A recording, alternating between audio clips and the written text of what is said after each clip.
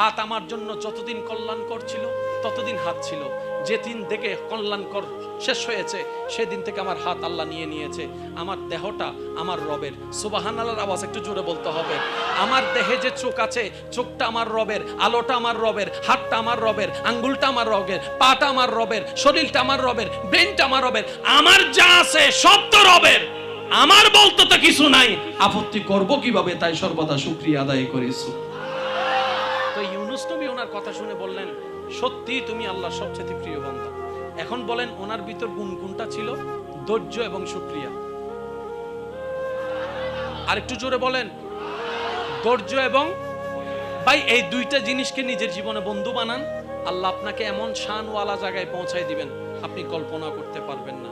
আচ্ছা, ইমাম হোসেন যে কারবালার ময়দানে শাহাদত বরণ করেছেন, এই কুয়াকে এত কম বেশি সবারই জানা। নবী রহমতুল্লাহ আলামিনকে আল্লাহ আগে থেকে জানাই দিয়েছেন। উনি কি একবারও দোয়া করেছেন আল্লাহ কাহিনী পাল্টাই দাও? ভাই শুনি নাই আমি। নবী রহমতুল্লাহ আলামিন চাইলে বলতে পারতেন আল্লাহ ইমাম হোসেনের কাহিনীটা একটু সহজ করে দাও, বলেন নাই। আম্মা জান ফাতেমা বলেন নাই, মৌলা আলী শেরফুদা বলেন নাই, ইমাম হাসান বলেন নাই। কেন বলেন নাই? কারণ নবীজি রহমতুল্লাহ আলামিন বলে আল্লাহর সবচেয়ে পছন্দের গুণের নাম ধৈর্য। জোরে বলেন, জোরে বলেন। আর মনে রাখবেন একটা কথা, আল্লাহ যাদেরকে ভালোবাসে বেশি এবং যাদেরকে ভালোবাসতে চায় তাদেরকে আল্লাহ বিপদে ফেলেন, মুসিবতে ফেলেন, কষ্টে ফেলেন। পারিবারিক কষ্ট, সামাজিক কষ্ট, শারীরিক কষ্ট, স্বামীর কষ্ট, বউয়ের কষ্ট, চাচার কষ্ট, বাবার কষ্ট, অর্থনৈতিক কষ্ট, ব্যবসার কষ্ট। যখনই দেখবেন কোন ইমানদার ঈমান থাকা সত্ত্বেও কষ্ট আসতে শুরু হয়েছে, তাহলে বুঝে দিবেন আল্লাহ আপনার গুনাহগুলোকে পবিত্র করতে চাচ্ছেন, আপনার এই কষ্ট দিয়ে গুনাহ মাফ করে দিবে, আপনার দরজাকে বুলন্দ করে দেওয়ার চেষ্টা। সেজন্য কোনোদিন বুঝেন না বুঝেন, পক্ষে হোক বিপক্ষে হোক, মনে করেন আপনি একটা জিনিস চাইলেন একরকম, হয়েছে আরেক রকম, আপনি মনকে স্থির করে এতটুকু বলবেন, আমি যেটা চেয়েছি সেটা আমার চাওয়া, আমার তরণ, আর যেটা হয়েছে সেটা আল্লাহর চাওয়া। সুতরাং বান্দা হিসেবে আল্লাহর চাওয়ার উপর সন্তুষ্টি থাকাই বান্দার কাজ। আমার মন মতো হোক না হোক, আমার আল্লাহ যেমন চেয়েছেন তেমন হয়েছে। আর একটু জোরে বলা যাবে সুবহানাল্লাহ। জীবন নিয়ে কোনো আপত্তি, জোরে আজকে বলেন একটু জোরে বলেন, জীবন নিয়ে কোনো আপত্তি, জীবন নিয়ে কোনো আফসোস, জীবন নিয়ে কোনো দুঃখ, আল্লাহ যেভাবে রেখে খুশি আমরা সেভাবে আজকে থেকে খুশি। শেষ একটা কথা বলে আমি বিদায় নিব। 5 ওয়াক্ত নামাজ সবাই আমরা জানি, কিন্তু পড়ি না কেন? ওই ঘরের মধ্যে আমার ভাই একজন আমাকে এই বিষয়টা স্মরণ করিয়ে দিয়েছেন। তো আমি একটা কথা বলেছিলাম যে 5 ওয়াক্ত নামাজ ফরজ সবাই জানি, 5 ওয়াক্ত নামাজ ফরজ সবাই বুঝি নাই, যার কারণে প্রেম হয় নাই। আর যারা নামাজ বুঝছে তারা 5 ওয়াক্ত পরে পরে, নফলও পড়ে, ইশরাকও পড়ে, তাহাজ্জুদও পড়ে, সিজদায় গেলে মাথাও তোলে। সুবহানাল্লাহ, জোরে বলেন না সুবহানাল্লাহ। এবার ওনাকে জিজ্ঞেস করেন, ও ভাই, ও হুজুর, ও আল্লামা, ও মাওলানা, ও ভাই, ও দাদা, আমি 5 ওয়াক্ত পড়ি না, শুধু শুক্রবারে হই ফেলি, তার কেনা জোর হয় না, শুক্রবারে। আর আপনি দেখি প্রত্যেকদিন 5 ওয়াক্ত পড়েন, তাহাজ্জুদও পড়েন, ব্যাপার কি? তখন সেই দাদা বলে, আরে সিজদার মজাটা একবার পেয়ে দেখ না, সিজদার মজাটা একবার পেয়ে দেখ। কপাল তুলতে ইচ্ছে হবে না, কপাল তুলতে ইচ্ছে হবে না। আমরা পাই না কেন জানেন? আমরা সব জায়গায় শুধু তাড়াহুড়া করি। অজু বানাবে সময় না কি রো ভাই, 5G এর দেখা, 5G দিবেন কোন জায়গায়? যেখানে দেখতেছেন একটা বেগানা নারী যাচ্ছে, আপনি চার দোকানে বসে আছেন অথবা হাঁটছেন, আপনি সেই জায়গায় যদি সেকেন্ডে 2 কদম হাঁটেন, সেই জায়গায় আপনি সেকেন্ডে 4 কদম হাঁটবেন। এই জায়গায় না 5G? আরো জোরে বলেন না রে ভাই। যেখানে আপনার বন্ধু আপনাকে ডাকতেছে, আইয়ু, জোরে বলেন না, আয় গাছতলার পিছনে একখানে আয়, সেখানে 5G গতিতে দূর মারবেন। যেখানে শয়তানের ডাক আসবে সেখানে 5G গতিতে পারবেন, আর যেখানে রবের রহমতের ডাক আসবে সেখানে স্লো থেকে স্লো হয়ে যাবেন। প্রতিটা সেকেন্ডে আপনার জন্য সওয়াবে সওয়াব হয়ে যাবে। বলেন আর একটু জোরে বলা যাবে? আমার কথা কি কোনো কষ্ট পেয়েছেন? দেখেন, নামাজ পড়ার দরকারটা কি? আমি বলবো না নামাজ পড়লে জান্নাত পাবেন, আমি বলবো না নামাজ পড়লে এই হবে, নামাজ পড়লে সে হবে, আমি কিচ্ছু বলবো না। আমি শুধু এতটুকু বলবো, হায়াত দাতাকে, শেষ ভালো যার সব ভালো তার, জোরে বলেন হায়াত দাতাকে, রিজিক দাতাকে, সম্মান দাতাকে, আর একটু জোরে বলেন সুস্থতা দাতাকে, সন্তান দাতাকে। তো সব কিছু যিনি দেয় ওনাকে খুশি করার হাজার মাধ্যমের একটা মাধ্যমের নাম নামাজ। আপনার যদি দরকার হয় কিছু ওনার কাছে তো চাইতে হবে, তো ওনার কাছে চাইতে গেলে একটা সম্পর্ক সুন্দর রাখতে হবে না? ওই 5 ওয়াক্ত নামাজ হচ্ছে সুন্দর সম্পর্ক রাখার একটা মাধ্যম। আর একটু জোরে বলা যাবে সুবহানাল্লাহ? হ্যাঁ, আপনার আমার পক্ষে সর্বদা 5 ওয়াক্ত পড়া হয়তো সম্ভব হয় না ভাইয়া, একটু মনোযোগ দিবেন। অনেক সময় ফজরের নামাজ ছুটে যায় না, সেই জন্য অনেকে আবার জোহর থেকে নামাজ পড়ে না। আচ্ছা, আবার হালিয়ে তুন বজ্জুম দেরি হালিয়ে বেড়াইছি না, জোর হন না সে হালিয়ে বেড়াইছি না। ফজর যদি পড়তে না পারেন জোহর থেকে শুরু করেন, জোহর যদি পড়তে না পারেন আসর থেকে শুরু করেন, যেটা ভাবেন ওইটা থেকে শুরু। ইনশাআল্লাহ না গর্জন দিয়ে বলেন না ইনশাআল্লাহ, আরো জোরে বলেন ইনশাআল্লাহ। যে ওয়াক্তে পাবো সেই ওয়াক্ত থেকে শুরু। আপনি আসর থেকে শুরু করেন, আপনার রব আপনাকে ফজর পর্যন্ত পৌঁছায় দিবে। কিন্তু সেটা একদিনে দিবে না, এক সপ্তাহে দিবে না। আগে আল্লাহ আপনাকে একটু যাচাই বাছাই করে দেখবে, এতে কি স্বার্থের কারণে আসছে নাকি আমাকে মহব্বত করে আসছে, আগে একটু দেখি। দেখবেন আপনি নামাজ পড়েন না, আপনার কোনো বিপদ নাই। নামাজ পড়া শুরু করবেন, বিপদ বাইরে যাবে। নামাজ পড়া শুরু করবেন, মানিব্যাগের টাকা চলে যাবে। নামাজ পড়া শুরু করবেন, বাটা জুতা নমাতেকা সবার জুতা আছে। যে প্রথম ভালো হইতে গেছে নামাজ পড়তে, তার জুতাই তো শয়তান মনে মনে প্রশ্ন ঢুকাই দেয়, এতদিন নামাজ না পড়া যায় বাটা জুতা আসিল, এ নামাজ পড়তে গিয়ে দেখো যা জুতা গিয়ে গুদে মাথন না ভাই, মাথন না। অনেক সময় দেখবেন যতদিন খারাপ আছিলাম এমনি এমনি কিছু হয় নাই, আজ এ ভালো হইতাম গেই তো বেগুন আর দোষ মনে গিয়ে। আমি বলি যে না, এগুলো আল্লাহ আপনাকে পরীক্ষা করতেছে। আপনি শুধু বলবেন যে বাজি তুয়ানক আর জরক, আল্লাহ তোমার লই বসি তো বসি, তোমার মিকে যাই দেখুন। জোরে বলেন না। একদিন, 2 দিন, 1 সপ্তাহ, 1 বছর, 2 বছর আপনি শুধু তাকায় থাকবেন। যেই দিন আল্লাহর খুশি মন হবে, খুশি হবে আপনার উপরে, আল্লাহ পাক জিবরাইলকে বলবে, জিবরাইল আমার বান্দা আমার পরীক্ষায় পাস করছে, আমি আমার অমুক বান্দাকে ভালোবাসি, তুমিও তাকে ভালোবাসো।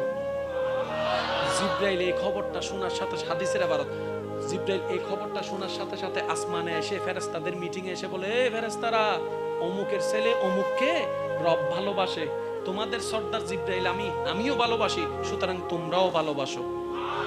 ওই ফেরেশতারা ওই আল্লাহর ভালোবাসা, জিবরাইলের ভালোবাসা দেখে ওনারাও ভালোবাসতে শুরু করবে আপনাকে, এবং ওই ভালোবাসার খবর দুনিয়ার মানুষের অন্তরে এসে মুমিনদের অন্তরে ফিট করে দিবে, মুমিনরাও আপনাকে ভালোবাসা শুরু করবে। একটা সিস্টেম আছে না নাই?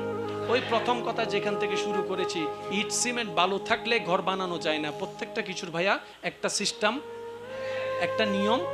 আল্লাহ পাক আমাদের সবাইকে 5 ওয়াক্ত নামাজ আদায় করার তৌফিক দান করুন। প্রত্যেকটা সিজদা যেন রবকে খুশি করার জন্য দিতে পারি। আর একটু জোরে বলেন না, রব খুশি সব খুশি, রব নারাজ সব নারাজ। এই মাহফিলের একটা সার্থকতা দেখতে চাই। আল্লাহকে খুশি করে কবরে যাবার ইচ্ছা আছে? আল্লাহকে খুশি করার জন্য অন্যের প্রতি রাগ রাখবেন নাকি ক্ষমা করবেন? ভাই একটু জোরে বলেন না। মাইকের আওয়াজ যতটুকু যাচ্ছে, আমার ভাই বোন যদি আমার কথা শুনে থাকেন, আপনারা একটু মনোযোগ দেন। আল্লাহর দিকে তাকাই, এই মুহূর্তে আপনার যত দুশমন আছে, ইচ্ছায় অনিচ্ছায় আপনাকে কষ্ট দিছে, সবাইকে মাফ করে দেন। যারা যারা মন থেকে মাফ করতে পারবেন তারা একবার বলেন আমিন। দুশমনকে মাফ, আমিন বলেন। দুশমনকে মাফ, কথা দিয়ে কষ্ট দিছে তারে মাফ, ব্যবহার দিয়ে কষ্ট দিছে তারে মাফ, জায়গা দিয়ে কষ্ট দিছে তারে মাফ, রাস্তা দিয়ে কষ্ট দিয়েছে তারে মাফ, খাবার দিয়ে কষ্ট দিছে তারে মাফ, হাত দিয়ে কষ্ট দিছে তারে মাফ। যত প্রকার মানুষ আমাকে কষ্ট দিয়েছে, আমাদেরকে কষ্ট দিয়েছে, আল্লাহর দিকে তাকায় সবাইকে মাফ। মন থেকে ইনশাআল্লাহ হাত তুলে দেখেন, হাত তুলে দেখেন। মাফ মাফ মাফ মাফ মাফ মাফ মাফ। এবার হাদিস শরীফ শুনেন। রাসূল বলছেন যে আল্লাহর দিকে তাকায়, আল্লাহর অন্য বান্দাকে মাফ করে, আল্লাহ তাকেও মাফ করে দেয়। সুবহানাল্লাহ। এবার বলেন, আমরা কি আসলে মাফ করছি নাকি মাফ নিছি? আমরা অন্যকে মাফ করে আল্লাহ থেকে নিজের মাফ নিছি। যে হিসাবটা মনে থাকবে ইনশাআল্লাহ। আপনাদের এলাকায় না, সব জায়গায় দেখবেন আজকাল বাই বাইয়ের চেহারা দেখে না। অনারেন্ডে নাই ভাঙলার কেন এক ভাই আরেক ভাইয়ের চেহারা মি কেন চাই কি হদে এ মইল্লা চেহারা তুই নসাবি আহাতে বদ্দা কি হইউ দে হদিতে যেন মইল্লা চেহারা নসাই ফোয়া মাইয়ের ডাহিরা হদে ইতে যেন তো চাচা যেন চেহারা নসাই আহাতে বাহ তুই তো বহুত বাহাদুরি হাম করে ফেলি যাইতে লাগবো দে হন্ডে খবরত আসু দে হন্ডে দুনিয়াত তো দুনিয়ার নিয়ম তার খবরত নচলে ইবে আলাদা ইবে আলাদা এ তুই আর চেহারা নসাইস আজীব ব্যাপার আজীব ব্যাপার শুনুন ভাই মারা গেলে ভাইয়ের চেহারায় যাবে জানাজায় যাবে কথা বলেন না রে ভাই চাচা মারা গেছেন চাচার জানাজায় যাবেন ইনশাআল্লাহ যত ঝগড়া দুঃখ সবকিছু দুনিয়ায় আর রু চলে গেলে দুনিয়ার সাথে কোনো সম্পর্ক কারো থাকে মনে রাখবেন প্রত্যেকটা মৃত ব্যক্তি আল্লাহর মেহমান